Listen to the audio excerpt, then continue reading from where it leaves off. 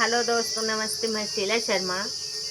आज आप सभी को एक मज़ेदार गारी गीत सुनाऊंगी दोस्तों।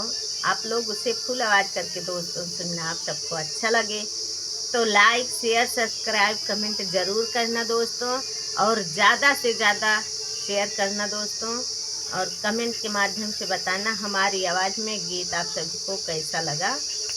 और दोस्तों, आज हम अपने हस्बैंड के साथ में गीत गाने जा रही हूँ। आप लोग सुनना फुल आवाज़ करके। और दोनों लोगों को एक साथ बैठकर गीत गाते समय आप सबको जैसा लगे कमेंट के माध्यम से बताना। आइए सुनिए हमारी आवाज़ में। हे तनी खाला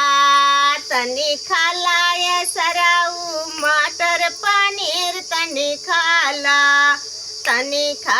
ये सराऊ मटर पनीर तनी खाला ये सराऊ मटर पनीर तनी खाला।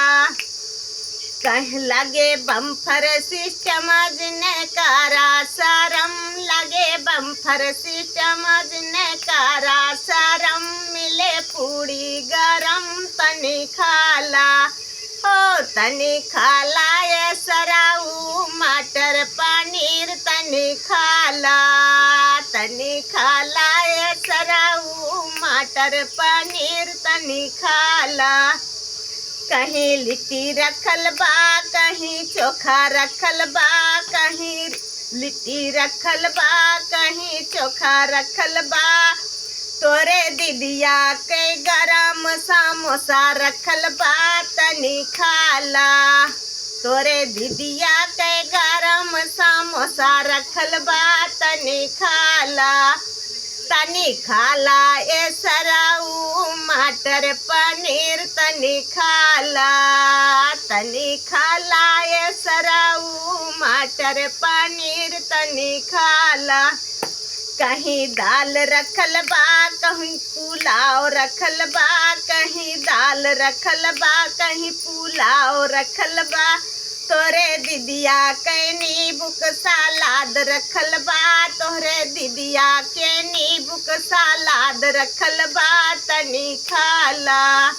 तनी खाला ये सराऊ मटर पनीर तनी खाला।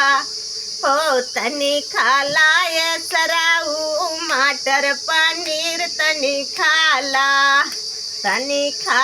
ये सराऊ मटर पनीर तनी खाला।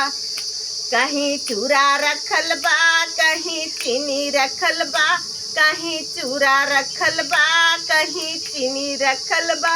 तोरे दीदिया के तसली में दही रखल बा तनी खाला। तोहरे दीदिया के तसली में दही रखल बा तनी खाला ये सराऊ मटर पनीर तनी खाला ये सराऊ मटर पनीर तनी खाला ये सराऊ मटर पनीर तनी खाला।